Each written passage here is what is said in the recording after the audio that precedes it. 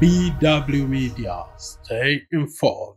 Karibu katika kipindi cha mwongozo wa kujifunza Biblia. Tuna imani juma lililopita ulijifunza mambo mengi ambayo kwa uhakika yalikusogeza karibu zaidi na Mungu. Katika juma hili tuko katika somo la 6 ambapo tunazungumza kuhusiana na kichwa cha somo kinachosema adui aliye ndani.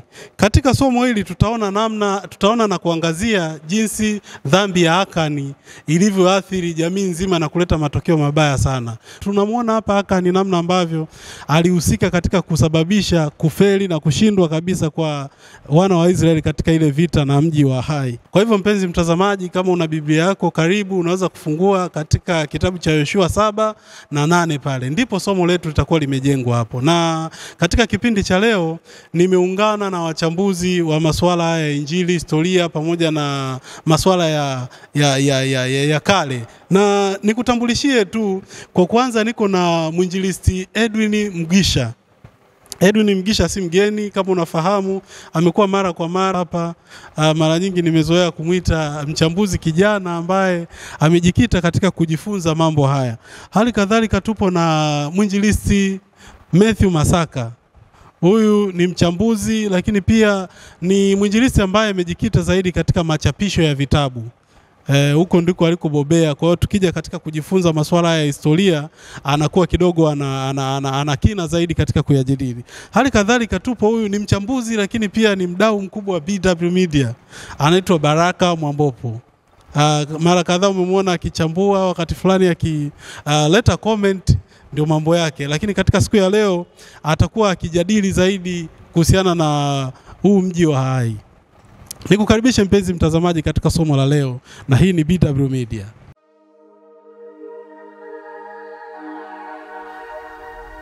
BW Media, stay informed. Basi mpenzi mtazamaji, kabla hatujaendelea tupate ombi kutoka kwa mwinjilisti Baraka Mwambopo. Tuombe.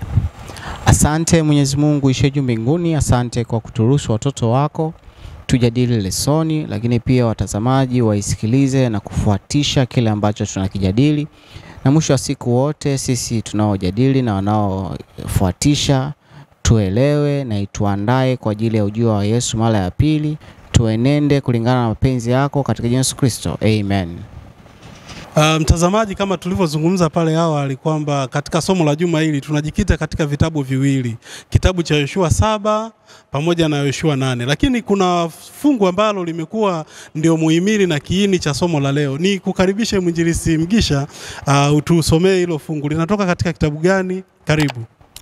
Asante. Fungu kuu linasema, mimi Bwana na uchunguza moyo na vijaribu viuno, hata kumpa kila mtu kiasi cha njia zake, kiasi cha matunda ya matendo yake. Natoka Yeremia 17 na ni aya ya 10. Katika tafsiri ya Kiswahili cha kisasa inasema kwamba mimi Mwenyezi Mungu hupima akili na kuchunguza mpaka ndani ya moyo wa mtu, na hivyo humtendea kila mmoja kulingana na mwenendo wake kadri ya matendo yake. Ni Yeremia 17 na aya ya 10. Na tunashukuru kwa tafsiri hiyo mwinjilisti Mgisha. Maana unajua wakati fulani tafsiri hizi zinaweza zikaleta mantiki kidogo ambayo iko tofauti. Mzee Masaka, tuko katika somo la 6 na tunaona adui aliye ndani. Kwa mazingira ya kawaida, ukiwa na adui afu unaishi naye ni hatari sana. Yaani kwa sababu unaishi naye anafahamu mbinu zako zote. Na anakuwa adui mbaya sana kwa sababu anaweza kukudhuru kwa kutumia namna yoyote ile kwa sababu anakumudu upo naye. Nikukaribisha katika utangulizi wa somo la juma hili. Tunajifunza nini kwa utangulizi? Katika somo hili la 6 ni somo la pekee sana, maana tumejifunza kuhusiana na adui ambaye yumo ndani. Huko nyuma tulijifunza kuhusiana na adui ambaye wako nje waliwashambulia kama ule mji wa Yeriko. Wakaushambulia na kuushinda, Mungu akiwa amewapigania katika pambano hili. Sawa na karibia mji wa Ai, na hivyo unakutana na jambo ambalo kumbe adui hayupo nje tena, yupo ndani. Na lile fungu la kukalili linatueleza namna ambavyo adui kumbe yupo ndani, na adui wa ndani ni mbaya zaidi. Lile fungu la kukalili kwamba Mungu wetu anapima nia zetu, anapima uwezo wetu wa akili za kiroho. Ndio maana nasema anajaribu. Kujaribu maana yake ni kupima akili, uwezo wetu au nia zetu.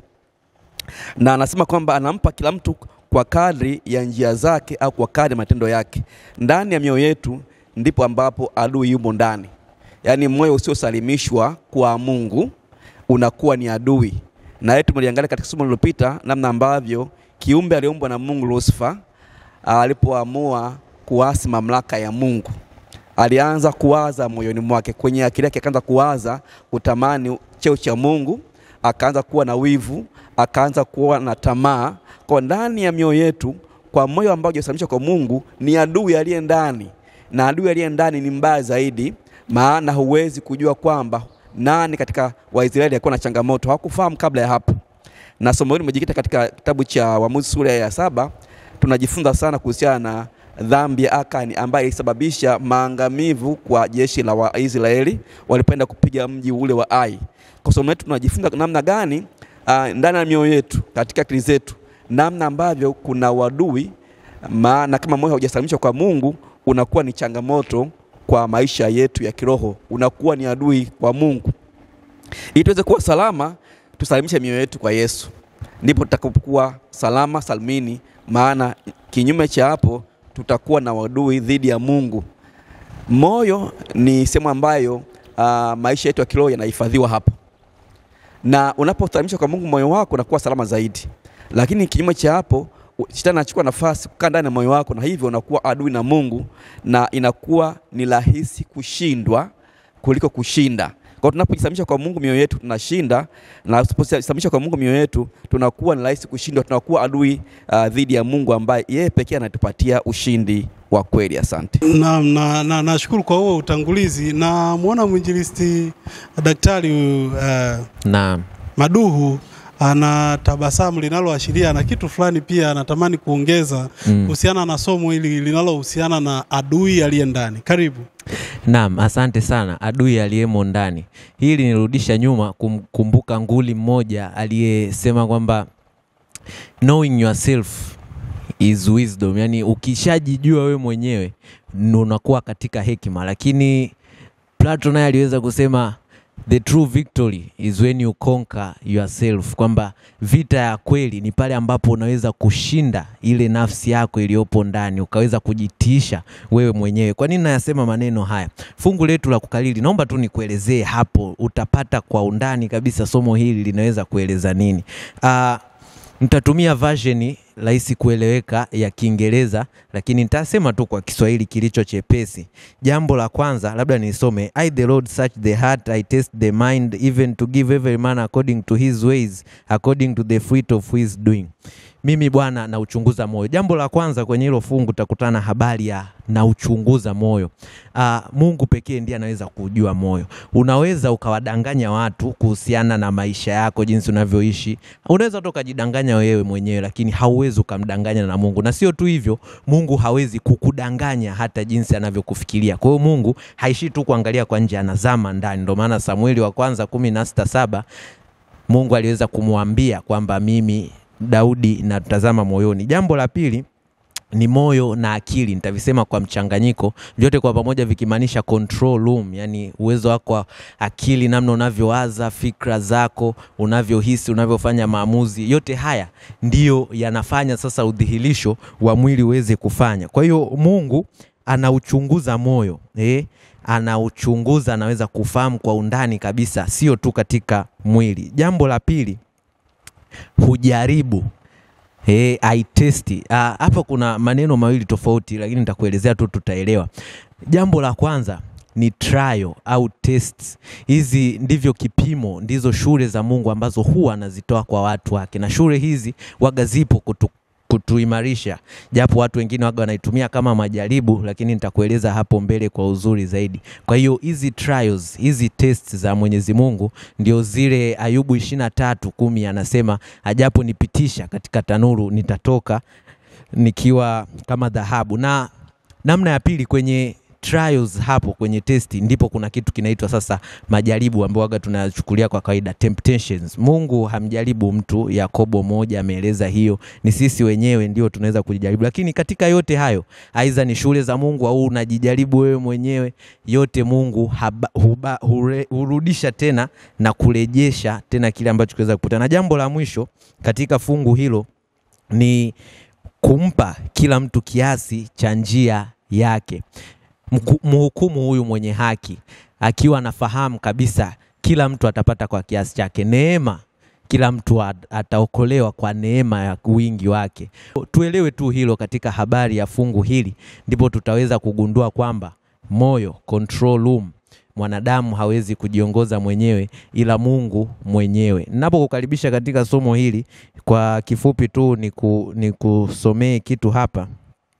Ishinde dhamiri yako, utiishe moyo wako, safisha nia yako, naye si mwingine anayeweza kufanya hayo yote ni Yesu Kristo. Hivyo karibu kuendelea na somo. Asante.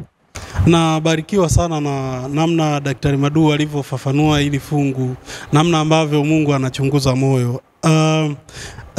Mwinjilisti Matthew Masaka, nimekusikiliza vizuri katika maelezo yako ya awali na nikaona namna ambavyo Akani alisababisha maangamizi makubwa.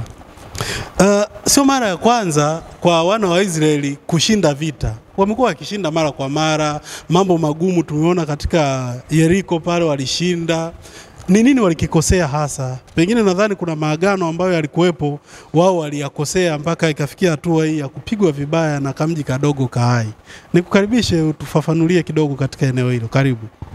Sura 6 kitabu kile cha Yoshua tulimalizia na ushindi wa mji wa Yeriko na maelekezo ambayo Mungu alitoa kwa Yoshua kwa Wanaisraeli kwamba wanapaswa kujiepusha na vitu vilivyowekwa wakfu katika ule mji wa Yeriko, maana waliambia kwamba ule mji watauangamiza na watateketeza moto, lakini watahifadhi vyombo vya shaba, dhahabu, fedha, vitakuwa wakfu kwa ajili ya Bwana. Na ilikuwa hivyo, lakini kumbe kuna mtu fulani alifanya udanganyifu au alifanya hila ambaye ni Akani. Sasa katika sura 7 ndio inaeleza habari za Akani ambaye alifanya hila, alivunja agano huyo Akani. Sasa sura 7 inaeleza kuhusiana na dhambi ya Akani. Dhambi ya Akani ni nini?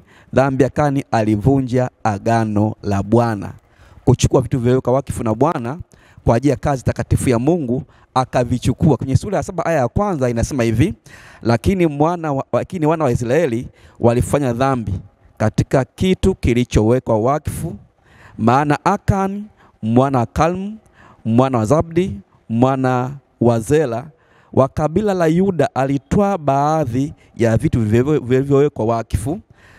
Hasira ya Bwana ikawaka juu ya Israeli, ya wana wa Israeli. Kwa sura 7 inaanza na dhambi ya Akani kwamba alichukua vitu vilivyowekwa wakfu kwa Bwana, yani alivunja agano ambalo Mungu alilifanya na Israeli kwamba ule mji wa Yeriko vitu ambavyo vya shaba na chuma na fedha ni wakfu kwa Bwana, lakini vitu vingine vyote, wanadamu na wanyama, watatekezwa kwa moto.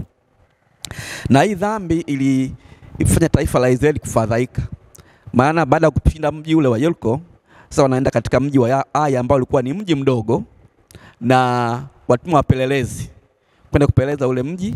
Na wapelelezi waliporudi katika kutoa taarifa kwa wana wa Israeli na Yoshua kwamba ule mji sio mkubwa, watu wake ni wachache, na waende watu 2000 au 3000 wakaupiga ule mji, usiwatabishe watu au usiwasumbue watu kwenda watu jeshi zima la Israeli.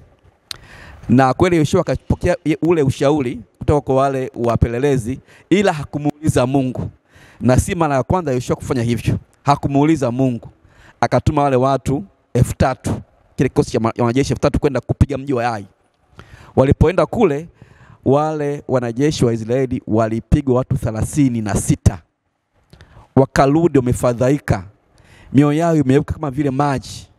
Yoshua akaenda mbele za Mungu, akamilia Mungu pamoja na wazee wa Israeli kumuuliza Mungu, imekuwaje kutoa katika kutuvusha ng'ambo ya Yordani na kutuleta katika nchi hii na kutufadhaisha hivi?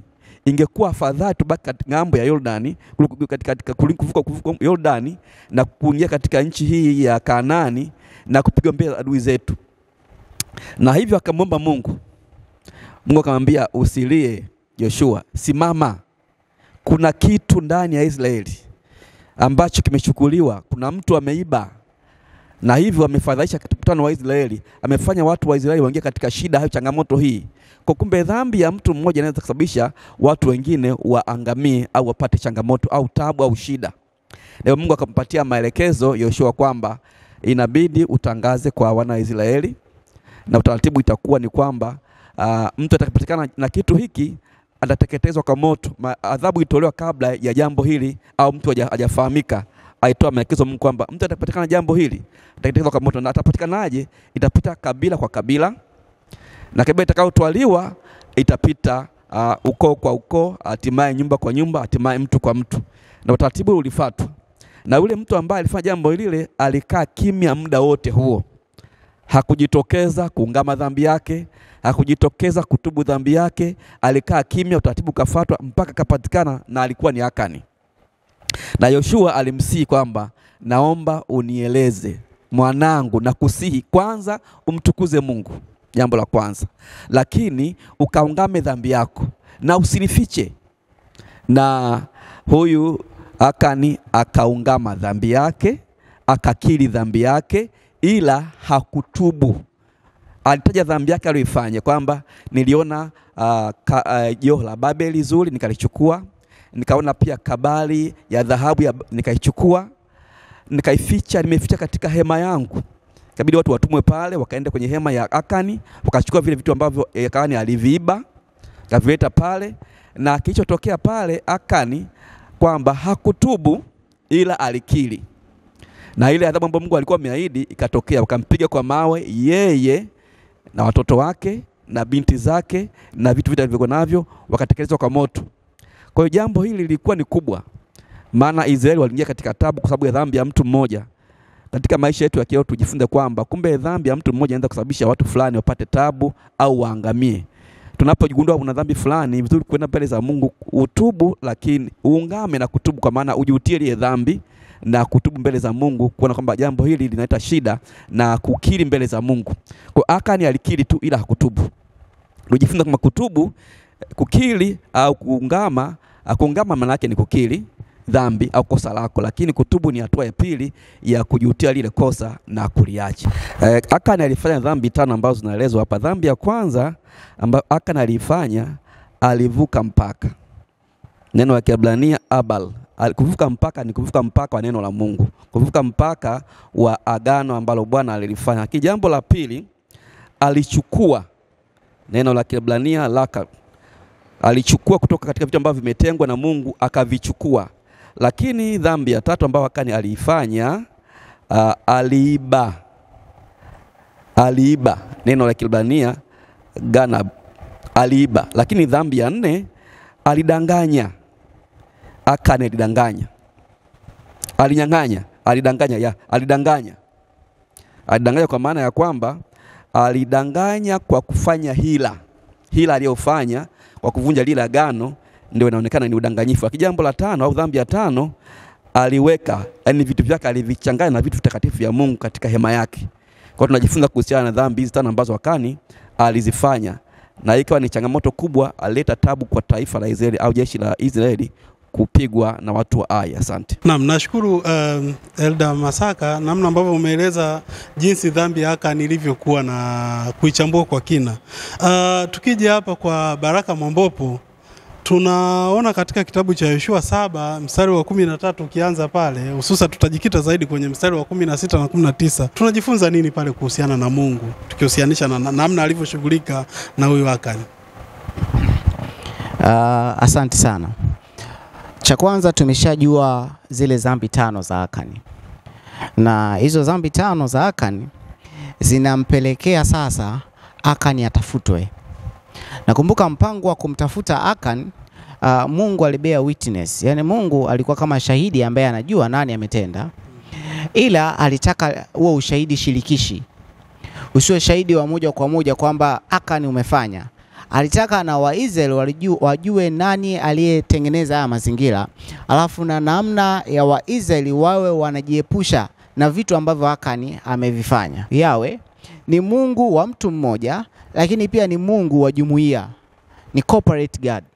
Kwa maana yake Mungu akiwa Tanzania ni Mungu wa Mtanzania mmoja, lakini Mungu wa Tanzania nzima. Kwa kama Mungu ni Mungu wa Tanzania nzima, kama Mtanzania mmoja akifanya kosa, muda wa kuadhibiwa anaadhibiwa yeye, lakini pia na taifa zima. Kwa hiyo kwa nini? Kwa sababu walishaingia maagano kati ya Mungu na wana wa Israeli. Hakuingia kati ya Mungu na Akani, ni wana wa Israeli. Kwa katikati yao ikitokea mmoja ameenda kinyume, kama taifa watapata adhabu yao.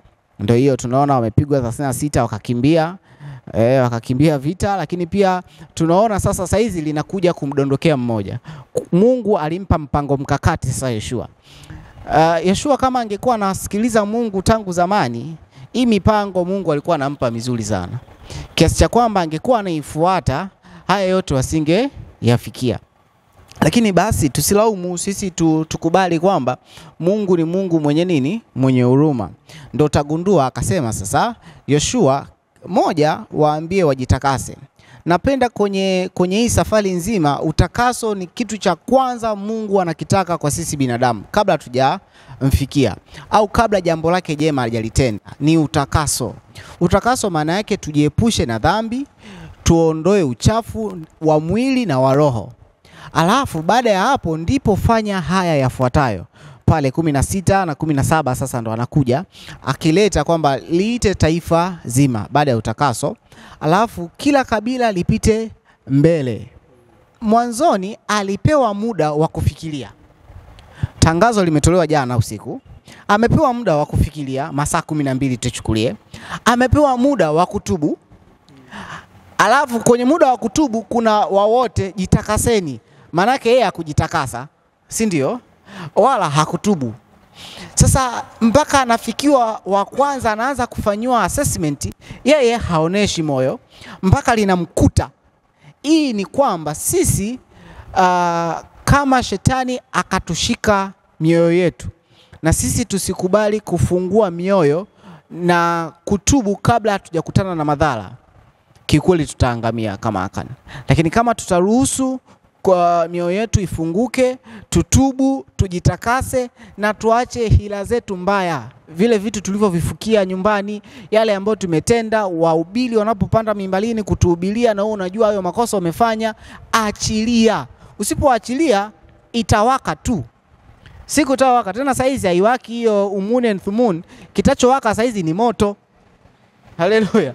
Utaungua. Sasa kwa nini moto ukuwakie? Ili asituwakie yote. Ni vyema tunaposikia wito wa mtumishi wa Mungu kwamba kuna dhambi fulani inakuotea, inakunyemelea, kubali, tubu kabla process ya kukutafuta haijaanza. Kwa sababu ikikufikia mlango wako wa rehema haupo. Utagundua hapa 19 kule sitafika kule chini, lakini hapa 19 tu neno la Joshua bado lilikuwa lina rehema. Na akasema mumsifu Mungu, si ndio? Mtukuze Mungu. Yaani maana yake huyu jenzi wa kipindi hicho hakumtukuza hata Mungu. Yeye alinyoka moja kwa moja, ni kweli nimefanya. Ni kiburi. Kwa halali kupigwa mawe. Asante. Na nishukuru namna ambavyo umeelezea katika eneo hilo, lakini bado niko nawe mchambuzi Baraka Mombopo. Tumemwangalia Akani kwa upana sana, lakini naona kuna jambo tunaweza tukajifunza, hususan kwa viongozi wa leo kwa miaka hii. Huyu Joshua anafahamu kabisa kwamba anapaswa kuomba uongozi wa Mungu katika kila jambo analofanya, kumuuliza Mungu, ila hafanyi. Hii tunajifunza nini katika uongozi wa maisha? Nikijaribu kuchunguza mimi naona kama ni kujiamini kupita kiasi. Unalizungumzaje hili? Asante sana. Ni kweli kumbukeni Joshua alikuwa ni shupavu. Alikuwa ni mwanajeshi ambaye alikuwa karibu sana na Musa. Kwa hiyo alikuwa anaamini sana pia kwenye uwezo wake, lakini waliomfanya aamini zaidi ni wale wapelelezi. Formula tangu zamani aliyokulia Joshua ilikuwa ni ya wapelelezi. Na yeye kumbuka ni nani? Ni mpelelezi. Sawa wale waliokuwa wanaipeleleza Yeriko walileta taarifa sahihi. Aliamini na hawa wanaoenda kuipeleleza Ai wataleta taarifa sahihi. Ila tu ni kwamba Joshua hufanya maamuzi hapo kwa hapo. Hii mara ya pili. Ya kwanza walimdanganya kwa mikate na nguo chakavu kule nyuma wa Gibeoni, akaingia nao mkataba. Haleluya. Wa pili sasa anaamini wale wapelelezi, tena wanaoleta maneno matamu, wanaokuja na solution. Yaani sio wanaoleta tu taarifa, wanakuja na na muafaka kwamba na tukifanya hivi na hivi mzee, hii ngoma imefanyaje? Imeisha. Kama tukiwa viongozi wa aina hiyo, kwamba tunawaagiza watu wakafanye kazi, wanaleta ripoti zao, tunaamini ripoti bila kufanya uchunguzi hakinifu wa kile walichokileta kwa kumuuliza Mungu na kuchukua muda wa kuchakata kabla ya maamuzi, tutaangukia kwenye mikono ya wapelelezi kama alivyoangukia Yoshua. Kwa tunahitaji Mungu mwenyewe tu anatuonesha mfano, huwa anatoa muda kabla ya maamuzi. Kwa nini sisi tusiwe tunachukua muda kabla ya maamuzi? Tunaona Yoshua alikuwa achukui muda, anafanya hapo hapo, yanamkuta madhara. Sisi viongozi wa leo, uwe wa kanisa uwe wa familia, jambo lolote linapokuja, penda sana kuchukua muda ili ukaongee na Mungu, na Mungu atakufungulia wakati huo muda umechukua kabla hujafanya maamuzi. Asante.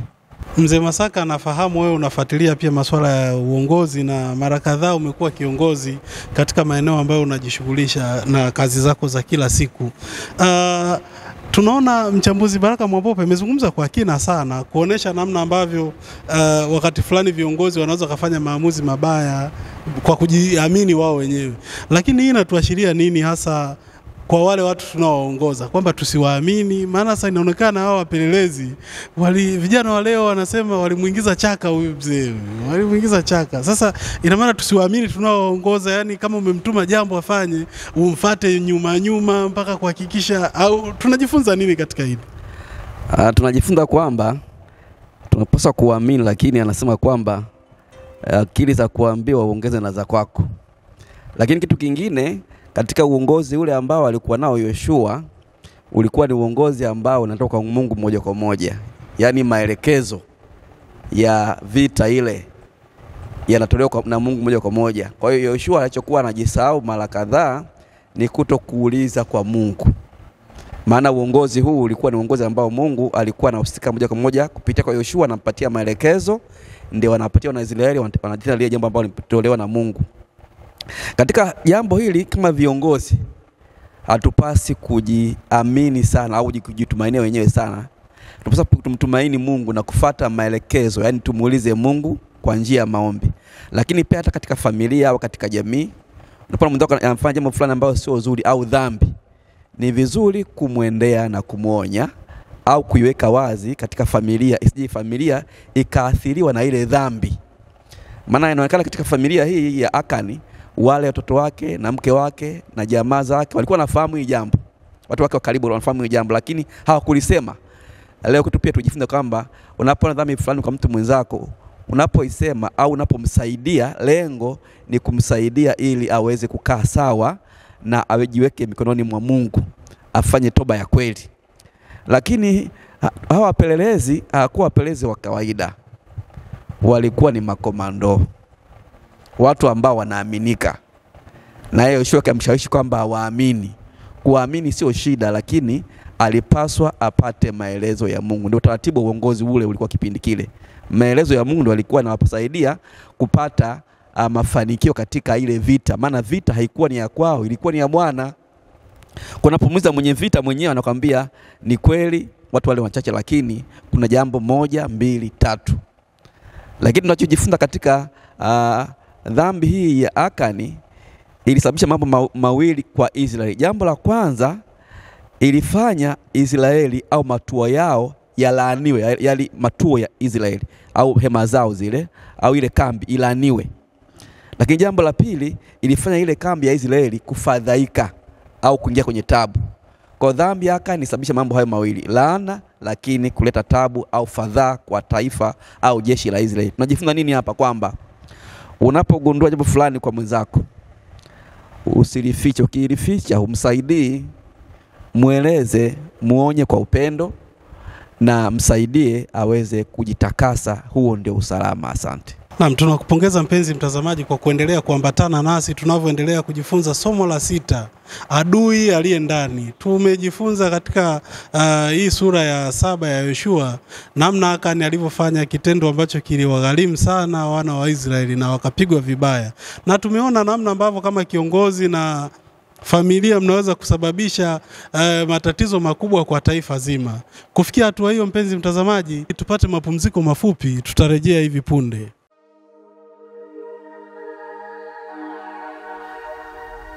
BW Media, stay informed. Mpenzi mtazamaji, tukukaribishe tena.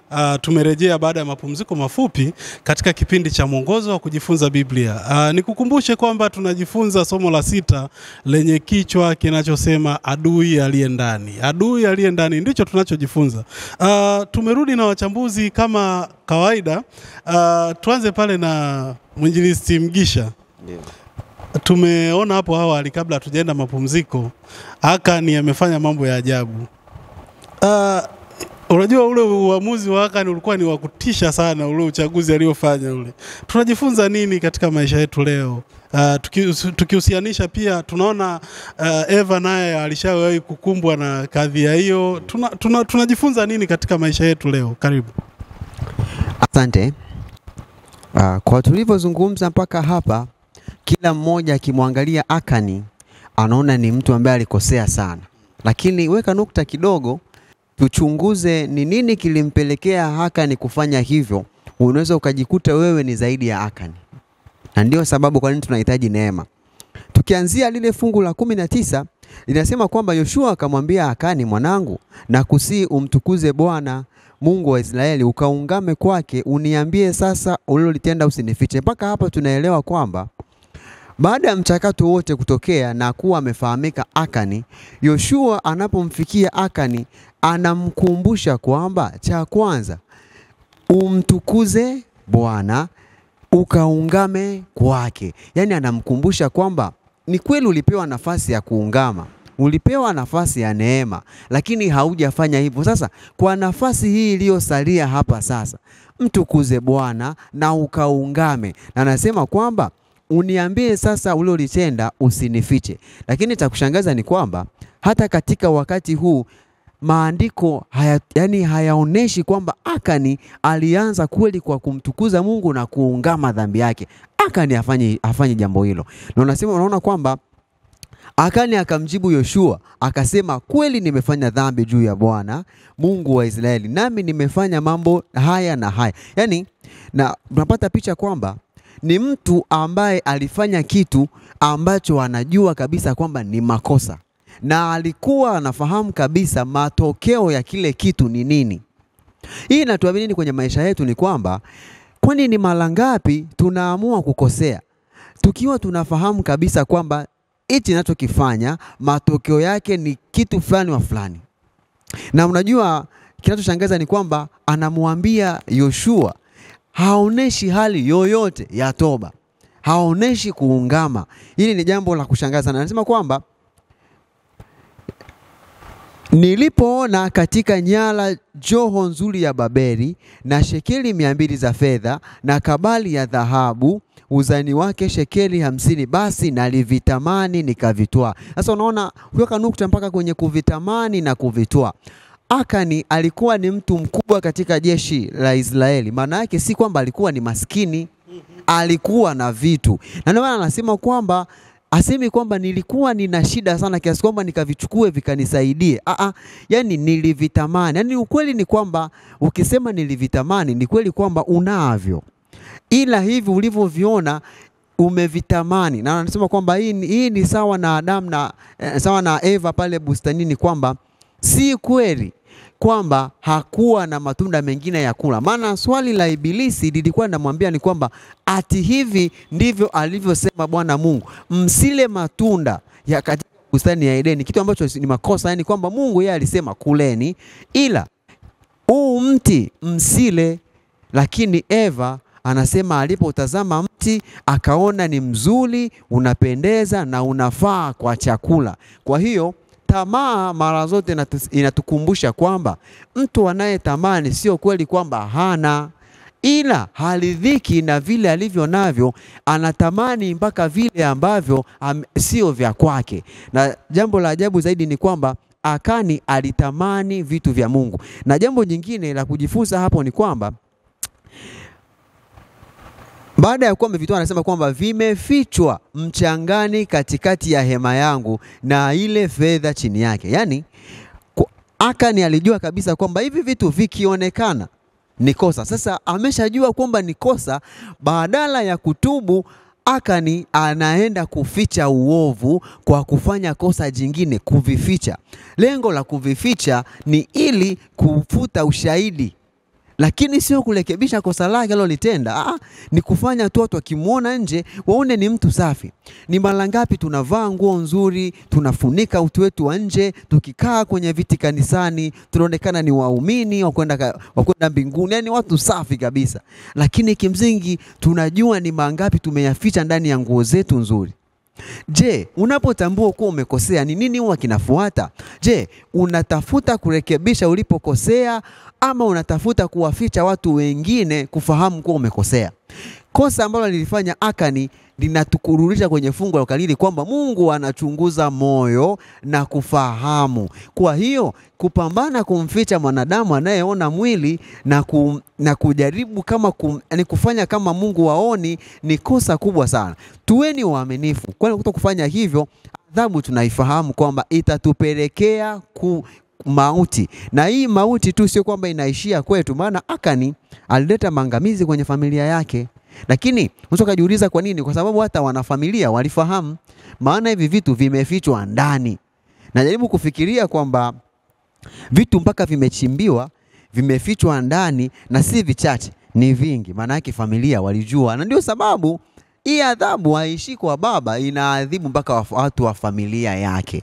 Kwa hiyo inatupa onyo kwamba unapojua kuwa mtu fulani amekosea na ile adhabu inaweza kuangukia na wewe, kunyamaza ni kukubali kupokea ile adhabu pamoja na yeye. Kwa hiyo ili kuokoa, zungumza. Maana tunajifunza kwa wana wa Kora, wao waliamua kujitenga na uasi wa baba yao na adhabu ikawaepuka. Mwisho nipende kuhitimisha ya kwamba Mwenyezi Mungu ni Mungu mwenye rehema, anetupa nafasi ya kuchagua. Siku zote chagua kufuata maelekezo yake, kwani kuto kufuata maelekezo yake itakupelekea kifo. Na ukijua umekosea, tubu, ungama, rekebisha ulipokosea, na Mungu atakusamehe na atakupa nafasi nyingine. Asante. Asante sana kwa maelezo mazuri mwinjilisti Mgisha. Nirudi kwa Daktari Madu pale. Naam. Katika mazingira ya leo tunawezaje kuepuka dhambi ya kutamani? Maana unajua maisha yalivyo, yale yaliyowakuta wenzetu tunaishi nayo pia. Hata leo tunatamani vitu. Tunawezaje kuiepuka hii hali ya kutamani vitu, hasa ambavyo mara nyingi kama alivyozungumza mchambuzi aliyepita kwamba watu wengi ambao unakuta wanatamaa zaidi ni wale ambao wana vitu. Lakini bado wanaendelea kutamani vitu vingine. Tunawezaje kuepuka dhambi? Naam, asante sana. Yako mambo mawili tu ambayo yanasababishwa hata sisi leo tushindwe vita kama yalivyofanya wana wa Israeli kwa vita ya Ai wakaweza kushindwa. Jambo la kwanza ni dhambi, ambayo umeniuliza vizuri mwenyekiti, tunawezaje kushinda? Niseme tu kwa haraka, tunawezaje sasa kushinda hii kitu ya dhambi hasa ya kutamani? Kumbuka Hawa alivyoona yafaa kwa chakula akatamani. Mwendelezo huo umekuwa ukiendelea hata katika maisha yetu leo. Sasa tufanye nini? Jambo la kwanza, turidhike na tulivyo navyo. Tunaporidhika na tulivyo navyo, haitoi nafasi ya vitu vingine kuweza kuvitamani. Tamaa huathiri aidha unacho au hauna, ila unapokuwa na roho ya kutoridhika ndipo unaweza kutamani. Kwa hiyo turidhike na tulivyo navyo. Kitabu cha Ibrania 13 fungu la 5 anasema, msiwe na tabia ya kupenda fedha, muwe radhi na vitu mlivyo navyo, kwa kuwa yeye mwenyewe amesema, sitakupungukia kabisa wala sita kuacha kabisa. Jambo la pili, tushikilie na tutii neno la Mungu. Zaburi 119 anapoandika, moyoni mwako nimeliweka neno lako ili nisiwe, moyoni mwangu nimeliweka neno lako nisiweze kukutenda dhambi tena. Tunapokuwa tukiridhika, tutii na tuliweke neno la Mungu mioyoni mwetu. Na jambo la tatu ni kwa namna gani tunaweza kushinda dhambi ya tamaa, ni kwamba tuyatafakari yaliyo makubwa, tulenge juu. Tunapolenga juu, hizi tamaa ndogo ndogo, vitu ambavyo kimsingi hata hatuvihitaji kivile, tunaweza kuviepusha. Na Wakolosai 3:1-2 ameandika habari hizo, utaisoma kwa wakati wako, ya tafakarini yaliyo juu. Kwa hiyo kwa kufanya hayo mambo matatu, kuridhika, kuliweka neno la Mungu na kutii sheria ya Mungu na kuweza kulenga juu, tunaweza kuepukana na tamaa. Niseme kwa habari ya pili kilichofanya wana wa Israeli wakashindwa vita ya Ai, na jambo linaloweza kufanya tukashindwa vita vyetu. Kumbuka Ai ilikuwa ni jeshi ambalo wapelelezi walisema wanalimudu, na dhambi inaweza kutuangusha katika mambo madogo kabisa. Israeli wametoka kushinda Yeriko. Ai inayoonekana kwamba wale wapelelezi watu 3,000 tu wanaweza kuwapiga, lakini angalia wanaweza kushindwa. Jambo la pili ni kujiamini kupitiliza na kuto kumtegemea Mungu. Tunapojiamini kupitiliza, kutoka ushindi mkubwa tulionao, tunaweza kuanguka katika mambo madogo kabisa. Yoshua sura ya 5 fungu la 1 na la 3 ndipo nayakuta mambo hayo matatu: dhambi ya Akani, alafu na kujiamini kupitiliza. Lakini Yoshua sura ya 8 unakutana sasa na tumaini tena, unakutana na namna ambavyo Mungu aliweza kushughulika nayo baada ya kuondosha ile dhambi. Na niseme kitu kidogo, mgawanyo wa dhambi jinsi ulivyoona kwamba lilitengwa taifa, ikatengwa jamaa, ikatengwa kabila, ikatengwa familia, mpaka Akani mwenyewe. Vivyo hivyo dhambi inaweza kutoka kwa jumuiya kubwa kushuka kwa mtu mmoja, au ikatoka kwa mtu mmoja kwenda kwa jumuiya kubwa. Jambo la pekee, ikiwa kuna dhambi lazima ibainike na lazima iweze kuondolewa, lakini unaweza kuepukana na hiyo dhambi. Sura ya 8 ndipo sasa Yoshua anaeleza kwamba sasa Mungu anatoa maelekezo waende watu wote mashujaa wa vita, na wanaenda watu zaidi ya 30,000. Kumbuka wale walianza ya watu 3,000 peke yake. Hii Mungu anaonyesha ni kwa namna gani bado anaweza kudhibiti hali. Jambo la pekee ninapokuwa nikimalizia kwa mambo haya mawili, dhambi hasa ya kutamani na kwa jambo la kujiamini kupita kiasi, tukumbuke tu kwamba yote haya kichocheo chake ni kutoka moyoni, ni kutoka katika dhamiri. Na shetani anapoweza kutiisha nafsi zetu, ameweza kutushinda. Hivyo mahali ambapo zitokapo chemchemi za uzima, hebu tuyatafakari yaliyo mema, tutaweza kuepukana na tamaa na kujitumainia kupita kiasi. Asante. Naam, mpenzi mtazamaji, tunaenda sasa katika aya hii ya 8, ambapo tunaona sasa kwenye aya ya 7 tunaona namna ambavyo wana wa Israeli walivyopigwa vibaya na aka kamji kadogo ka Ai. Sasa tukija kwenye sura ya 8, baada ya Yoshua sasa na kupokea maagizo ambayo Mungu ameyafanya, maagizo ambayo kimsingi Mungu ameyatoa, tunaona sasa wanashinda. Nirudi kwa Elda Masaka. Yoshua 8 inatufundisha nini kuhusu uwezo wa Mungu kubadilisha kushindwa kuwa ushindi? Uwezo wa Mungu ni mkubwa sana pale tunapojisalimisha kwake na kufanya matengenezo na toba ya kweli. Ule utakaso ulifanyika kwa taifa la Israeli baada ya dhambi ya Akani kutokea, walipojitakasa na ile familia kupigwa kwa mawe na kuteketezwa kwa moto. Ule ulikuwa ni utakaso, kusafisha kambi iliwe safi. Ndipo Mungu akamwambia Yoshua kwamba usiche kwa ajili ya watu hawa Ai, katika Yoshua sura ya 8 aya ya 1. Kisha Bwana akamwambia Yoshua, usiche wala usifadhaike, wachukue watu wote wa vita waende pamoja nawe, nanyi inukeni mwende Ai. Angalia, mimi nimemtia mkononi mwako huyo mfalme wa Ai na watu wake na mji wake na nchi yake. Bwana anamwambia Yoshua kwamba asifadhaike wala asiogope kwa ajili ya mji wa Ai. Ainuke aende vitani pamoja na watu wa Israeli, jeshi la Israeli wote. Maana kushauri kwanza alikuwa kwamba waende watu wachache, lakini hapa Mungu anamwambia kwamba waende watu wa Israeli, jeshi la Israeli wote. Na alimpatia mbinu ya kuvizia ule mji, kwamba aweke watu wanaovizia kwa nyuma ya ule mji, halafu wengine waende mbele ya ule mji, Wanapokaribia ule mji, wale wanajeshi wa Ai watatoka. Na wanapotoka, mbinu ilikuwa kwamba waonekane kama vile wameshindwa na kimbia. Wanapokimbia, wale wanajeshi wa Ai watatoka katika ule mji wote, watawafuatia wale wa Israeli. Wanapofuatia wale wa Israeli, wale waliovizia nyuma ya mji wataushika ule mji na kupiga moto. Na hivyo wale watu ambao wanafuatia Israeli, ile jeshi la watu wa Ai, wanapoangalia nyuma wataona mji unaungua moto. Kwa hiyo watarudi kwenye ule mji ili kuangalau kunusuru ule mji. Wanaporudi sasa, jeshi lilokimbia ambao limejifanya limekimbia litarudi nyuma ya hawa wanajeshi wa Ai na kuwashambulia. Na wale ambao waliovizia watakuja pia kuwashambulia. Kwa hiyo watu wa Ai watakuwa katikati, huku jeshi la Waisraeli na jeshi la Israeli watakuwa katikati. Kwa hiyo waliangamizwa wote na mji ukateketezwa kwa moto. Lakini waliambiwa zile nyara za mji watazichukua kwa ajili yao wenyewe.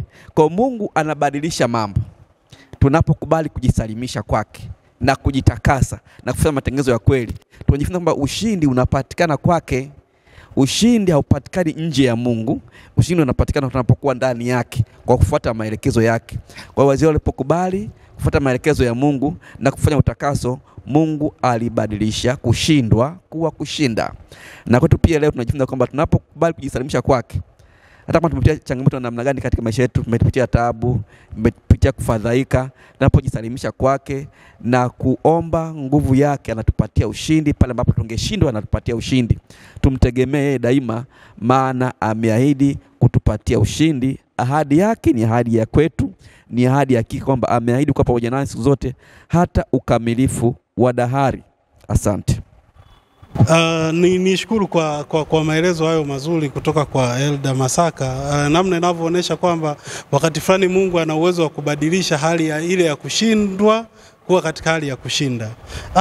Baraka Mwambopo, wewe unasemaje kwa ujumla kulingana na tunavyozungumza? Tunaona hao walipigwa, lakini sasa hivi wanafanya kitu cha ajabu sana. Nadhani hata hao wenyeji wa Hai wanashikwa na butwa kwamba ni hao jamaa wamekuaje tena? Kama tutakuwa tunasoma Biblia kwa raha hivi, tutagundua Mungu ni wa ajabu mno. Mungu ni field marshal. Tactics zake ni hatari na ajabu sana. Na anavyomfundisha Joshua, anamfundisha mbinu ambazo kama majeshi yetu wanatumia hizi, basi mambo yao ni mepesi sana. Lakini shahidi wa nguvu ya Mungu ni Yoshua mwenyewe. Kama huwa tunasoma kesha la asubuhi, tutakutana na siku ya Jumatano na Alhamisi pale kitu kinachohusu ushahidi. Na kwa nini sisi tunaitwa shahidi? Kwa sababu tunamtangaza Mungu. Na tukumbuke tu kwamba sisi kazi yetu duniani ni kutangaza ufalme wa nani? Wa Mungu. Na unapotangaza ufalme wa Mungu, wewe unakuwa nani? Shahidi. Sasa huyu shahidi wa Mungu, kama itatokea madhara kwako, una haki ya kusema haya maneno ya Joshua. Ila kama wewe sio shahidi wa Mungu, ni marufuku kusema haya maneno. Natoa haya maneno. Yanatoka Yoshua 7:7. Yoshua akasema, Bwana Mungu, kwa nini umewavusha watu hawa mto wa Yordani ili kututia katika mikono ya Waamori na kutuangamiza? Laiti tungalikuwa radhi kukaa ng'ambo ya Yordani. Haya ni maneno ambayo akiyasema mtumishi wa Mungu, kwake sio malalamishi. Ila ukiyasema wewe ambaye sio mtumishi wa Mungu, kama Waisraeli walivyosema, laiti tungalikuwa kama Misri tukala nyama, litakukuta jambo. Kwa nini? Kwa sababu kumbuka hapo Yoshua alikuwa hasemi kubeza. Alikuwa anasema kulitetea jina la nani? La Mungu. Akiogopa wapagani watakuja kulichafua jina la nani? La Mungu. Wewe unemtumikia Mungu na ukajitangaza mbele za watu wewe ni mtumishi wa Mungu, utapokuwa unayasema haya maneno kwa lengo la kutetea sifa ya Mungu, wakati wewe unadhalilika, Mungu hatokaa kimya. Atatoka na atakupa mbinu za kijeshi kutoka kwenye hilo tatizo, na lazima utachomoka tu. Ndio maana unaona sasa baada ya mifanano hii ya kimuktadha, kwamba muktadha wa kwanza ulikuwa ni wa kulaumu, muktadha wa pili sio kulaumu, ni kukumbusha jinsi ambavyo Mungu hatakiwi kuaibika kwa jina lake kutokana na wapagani. Hivyo Mungu anaingilia kati na kuwakomboa nani? Waisraeli zidi ya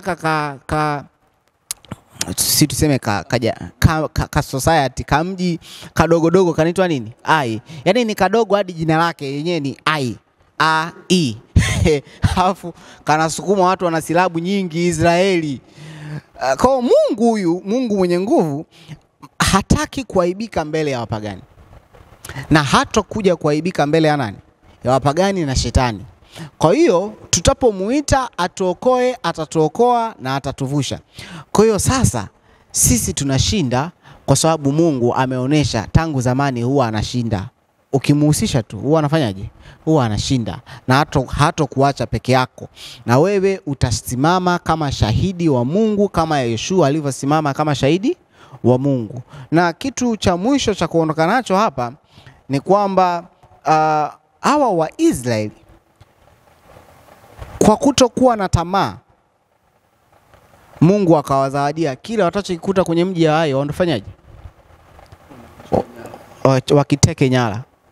Yaani yule jamaa ni kimbelembele yule wa kwanza. Kulikuwa kuna mpango wa Mungu wa kuchukua bure, bila laana, bila mawe, bila moto. Angejituliza, angechukua bure tena bila hata kupitishwa mbele ya makuhani. Lakini kwa sababu ya kuona vinapendeza, akakosa fursa hii na familia yake ya kupata mali kutoka kwa Mungu bure. Kwa hiyo tujitulize, tulidhike na tulichonacho, tufuate maelekezo ya Mungu.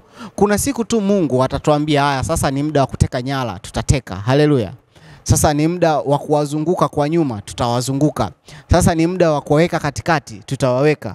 Kwa sababu kipindi hicho wao watakuwa na kihelehele, hawatotumia taktiki za kijeshi, watajua ni as usual, watakuja kutuattack. Wanavyokuja wanakutana na sisi, Mungu ametupa mbinu na tutafaulu. Asante sana. Naam, ni shukuru wachambuzi kwa namna ambavyo tumeshirikiana katika kulijenga somo hili na kufafanua baadhi ya mambo ambayo kimsingi watu wanaweza kuwa hawajaelewa vizuri. Tunaelekea mwishoni sasa wachambuzi. Nianze na Daktari Madu. Naam. Tunatoka na nini katika somo la juma hili? Naam, asante. Vitu vikuu vinne vya kutoka navyo. Jambo la kwanza ni habari ya uwanja wa pambano. Katika somo la 3 nilikueleza akili ni sehemu ambapo pambano linaendelea. Kwa hiyo linda sana hapa akilini na linda pia moyoni mwako, kwani ndio control room za maisha yako ya kila siku. Kitu cha pili ni habari ya dhambi. Tumeona dhambi ilivyo mbaya na inavyoweza kuangamizwa. Lakini usife moyo, usikate tamaa. Vitu pekee ambavyo unaweza kufanya ni viwili tu kwa habari ya dhambi. Ikiwa ni ya kanisa zima, ikiwa dhambi imefanywa wakati mwingine katika jumuiya zetu, iwe kanisani, iwe katika familia, tunashindwa kupata baraka na ushindi kutokana na dhambi. Mtukuze Mungu. Alafu pili, ungama kikamilifu kwa Mungu. Hivyo kwa kufanya hivyo, dhambi kutoka laana itakuwa baraka kwako. Na jambo la 3 ni kwa habari sasa ya makanisa na kwa habari ya uongozi na kwa habari ya matokeo kwa ujumla. Chochote kile ambacho kinafanyika, Mungu yupo tayari kukuepusha nayo. Neema ipo tayari kuepusha nayo. Alisikika kiongozi mmoja wa nchi kwamba alisema taifa lake ni kichwa cha mwenda wazimu, na kwa bahati mbaya wananchi wake wamekuwa wakiumia sana na ile kauli. Lakini Mungu anaweza kubadilisha hayo yote na ikawa baraka na isiwe kuangamizwa tena. Na jambo la mwisho kabisa, ikiwa utahitaji kushinda vita vilivyo ndani, iwe moyoni na akilini mwako, iwe kanisani, njia ipo katika Yeremia 13 ile fungu la 23 ambalo anasema, je, mkusha aweza kuibadili ngozi yake au chui madoadoa yake? Kama aweza, ndipo na nyinyi mwaweza kutenda mema, ninyi mliozoea kutenda mabaya. Ni Mungu peke yake ndiye atakayetuwezesha kuvishinda vita vilivyo ndani. Asante. Jambo la kujifunza kutoka katika somo hili ni namna ambavyo tamaa inaweza ikaleta uangamizi katika maisha yako, lakini sio tu uangamizi katika maisha yako, lakini hata na wale ambao kwa pamoja na wewe. Tunajifunza kwamba Danieli alipokuwa akiomba toba, alikuwa akiungama dhambi za Israeli na yeye mwenyewe akiwemo. Maana yake ni kwamba wanapokosea wale watu ambapo na wewe upo, yale makosa matokeo yake sio tu kwamba yatawapata wao tu, na wewe kwa sababu uko miongoni mwao yatakupata tu. Kwa hiyo tujifunze kufanya toba kwa ajili pia ya watu wengine ambao tunawaongoza sisi kama viongozi. Nashukuru. Tunapoelekea mwishoni mwa somo hili, matumizi maishani, tujifunze kuepukana na tamaa. Tamaa ni mbaya. Tamaa inaleta maangamizi. Tumejifunza kwa taifa la Israeli dhambi ya Akani ya tamaa, ya kutamani vitu vilivyowekwa wakifu kwa Bwana, ikisababisha taifa la Israeli ile jeshi watu waangamie 36. Lakini pia ilisababisha familia yake pia iangamie. Kwa dhambi ya tamaa ni mbaya sana. Wakati fulani kama kiongozi umepewa taasisi uiongoze, uisimamie, na umetoa labda fedha fulani kwa ajili ya mradi fulani, na ukaitamani ile fedha uitumie kwa matumizi yako, unaweza ukasababisha taasisi ile kuangamia au kudidimia. Lakini katika pia mambo ya kiroho, kuna vitu ambavyo vimewekwa wakifu na Mungu. Zaka imewekwa wakifu na Mungu. Sabato ni takatifu, ndoa ni takatifu, meza ya Bwana ni takatifu. Vitu hivi vitakatifu tuviheshimu kama Mungu alivyoagiza, na tufanye yale ambayo Mungu anampendeza kulingana na maelekezo yake. Watu epuke tamaa. Tamaa ni mbaya. Mungu atusaidie tunapojisalimisha kwake, tujifunze kumtii Mungu na kufuata maelekezo yake, tutakuwa salama zaidi. Asante. Asante sana ndugu mtangazaji. Kitu ambacho natamani watu waondoke nacho ni hiki. Mithali 29 mstari wa kwanza inasema, aonywaye mara nyingi akishupaza shingo atavunjika ghafla wala hatopata dawa. Na Akan alisikia maonyo, alisikia matangazo, alisikia taratibu, lakini alijishupaza. Kama wewe unavyojishupaza na hiyo dhambi yako, utavunjika na hutapata dawa. Lakini neema ya Kristo ipo. Isaya 1 mstari wa 18, aya njoni tusemezane, asema nani? Bwana. Dhambi zetu zitapokuwa nyekundu kama damu, zitakuwa atazisafisha ziwe nyeupe kama nini? Theluji. Kwa hiyo bado tuna chance ya kusafishwa ili tuondoke katika dhambi, na Yesu atapokuja mara ya pili atuchukue tusiingie kwenye moto kama Akani ambaye aliambiwa na Mungu atachoma moto na mawe yatamuhusu. Sasa sisi saizi mawe hamna, ila tutateseka tu duniani hapa, alafu na moto utatuhusu. Kwa nini tufikie huko wakati Yesu anaandaa mahali pa raha ambapo tutakuwa tunatumia rojorojo, maziwa, asali, na utanunua matunda kila mwezi anakuja 12. Haleluya. Kwa tubu dhambi, Mungu atuokoe.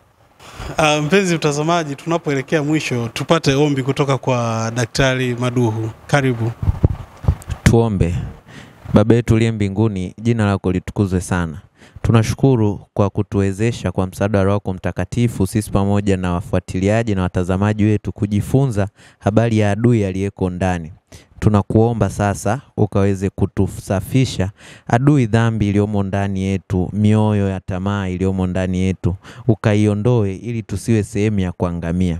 Lakini vile vile tusaidie tusiweze kupata matumaini la kuwa na kujitegemea kuliko kupitiliza katika mipango ya maisha yetu, bali tukuendee wewe ili ukaweze kutufanikisha na ukatupatia mbinu za ushindi. Yote yaonekanayo kuwa madogo kama vita vya Ai, lakini ni makubwa na ya kutuzuia ukaweze kuyaondoa. Tunajikabidhi kwako. Bariki timu nzima, bariki mtazamaji, na panapo majaliwa tukutanishe katika somo tena lijalo, kwani tumeomba haya katika jina la Bwana wetu Yesu Kristo. Amen. Asante wachambuzi kwa michango yenu.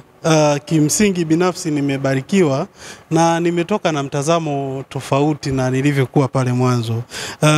Tumejifunza pia, mpenzi mtazamaji, namna ambavyo tunapaswa kumsikiliza Mungu. Tumeona Akani alivyosababisha maangamizi kwa taifa zima, lakini tunaona Mungu anatoa nafasi ya pili baada ya Joshua kumlilia Mungu na kutafuta wapi amekosea. Hapo tunajifunza pia, ukianguka usikae kwenye anguko, tafuta nini kimekuangusha na mtazame Mungu zaidi. Kwa niaba ya wachambuzi pamoja na timu nzima ya BW Media ambayo nyuma ya kamera alikuwepo William pamoja na Joshua, mpenzi mtazamaji, tunashukuru kwa kuungana nasi. Tukualike tena katika somo lingine juma lijalo. Usisite kuungana nasi, na ikiwa una swali, una oni lolote, Milango iko wazi katika mitandao yetu ya kijamii. Tuko katika Instagram, Twitter pamoja na Facebook, bila kusahau YouTube. Kwenye YouTube pale unaweza ukaandika comment yako, ukauliza swali na namna yoyote ambayo unatamani kushiriki nasi tupate mrejesho kupitia kwako. Zaidi sana endelea kufuatilia BW Media. Tunasema stay informed.